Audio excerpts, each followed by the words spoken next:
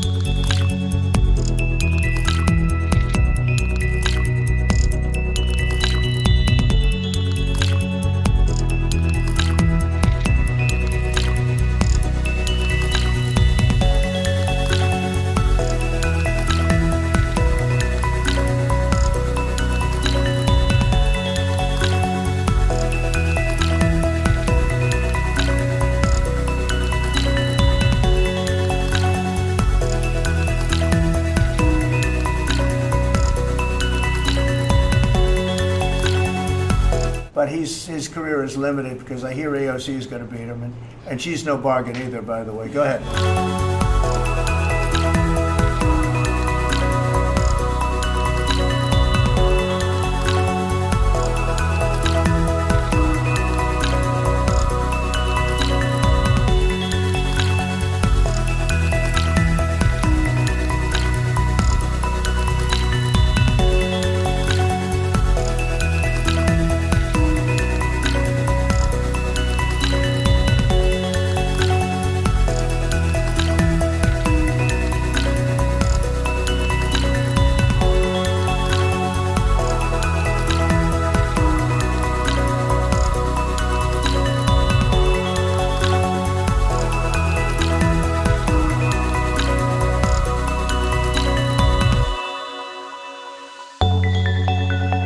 Joining me now is comedian and host of Prime Time with Alex Stein on Blaze TV.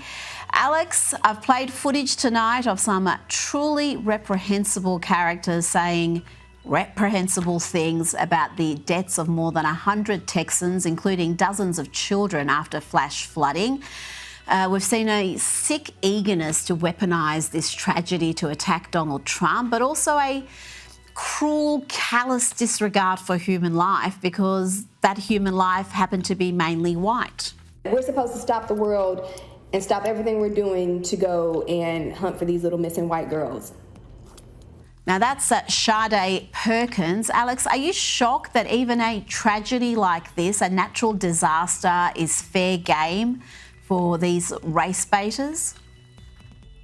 I cannot believe it. I mean, honestly, I am here in Dallas, Texas, and Janie Hunt, a 9-year-old who tragically passed away in the flooding, her father and I went to school together at Highland Park, and she actually still lives in Highland Park and, would be going to the same school that I would be going to. And it's just absolutely sick to see a young 9-year-old girl die like this, and, the pain that it's caused and the hurt that, their family is going through, and to say that it's some sort of racial thing and that shouldn't be helped because they're white. Like, that's how sick and twisted some people are. And I mean, the victimhood mentality that a person like that could have by them claiming to be a victim, basically, when these tragic children all passed away in a horrific, matter. It's not funny. It's sick. And I'm absolutely shocked. This is a bipartisan thing. Nobody wants children to die. And it has nothing to do with race. It's absolutely terrible. It's a natural disaster. We've got footage here showing just how quickly this flood washed out the road. It took just 4 minutes for that massive body of water to move in, and I guess that's why the warnings about this flood did not result in more lives being saved, because the water just moved so quickly. And I've got to say, Alex, particularly upsetting has been this from a paediatrician, Dr. Christina B. Probst, who's now been fired for suggesting that more than 100 dead, including children, were President Trump supporters, and so they got what they voted for. Again, Alex, a paediatrician in Houston, Texas, for them to post this so boldly, it just shows you how divorced from reality, divorced from decency some have become. No, it's incredibly callous, and this camp had been there it's going on its 100th year. It's had 99 camp sessions, I believe, and so this is unpredictable. They knew, the National Weather Service gave them warning, but there is no warning to know that in 90 minutes there's going to be 12 feet of water immediately. So this is just a natural disaster that is absolutely horrible.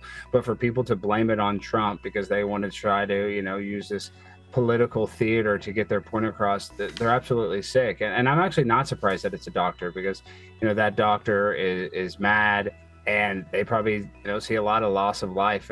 So they're desensitized to this, sadly, and it's just really tragic. I can't look at it without getting emotional, and I'm not the type of person to get really emotional, but just innocent kids like this, a natural disaster at a camp that's been there nearly 100 years. Nobody could have predicted this, and like I said, I'm friends with the family. They would never put their kids in harm's way whatsoever, and this was not a dangerous place. Just a horrible, tragic event. Yeah. Now to something we were told never happens. 15 people have been arrested in Texas, Alex, for a vote harvesting operation. 15 people, including a former Texas House candidate and other officials, have been charged in a state-led vote harvesting investigation. It's our top story this evening. According to KSAT, 7 suspects turned themselves into the Frio County Jail yesterday. They include Juan Manuel Medina, the former Bexar County Democratic Party chair and former San Antonio mayoral candidate; Petra Divina Trevino, the former mayor of Pearsall; Mary Ann Obregon, the former mayor of Dilley, among others. Also charged, former Texas House candidate Cecilia Castellano. They are all accused of vote harvesting to varying degrees. Few Democrats there, Alex, so I haven't seen much national coverage. May have been different if they were Republicans, but it's a significant story nevertheless. What else can you tell me? Very significant, and the left will tell you that no illegal immigrant has ever voted. Obviously, that's a lie. And when it comes to ballot harvesting, we can go back to the 2020 election and say what you will about the results. When it came to in-person voting, Donald Trump won all 50 states. When it came to mail-in ballots, Joe Biden won all 50 states, even the most conservative ones. So because of this harvesting, because of the ability in some states where it's legal to actually pick up people's votes and go and turn them in, other states it was totally legal to do this. So, these people getting caught in Texas, I'm not surprised. I think the 2020 election was a big indication that this is happening, rampantly across the country. Alex Stein, thank you so much for your time tonight.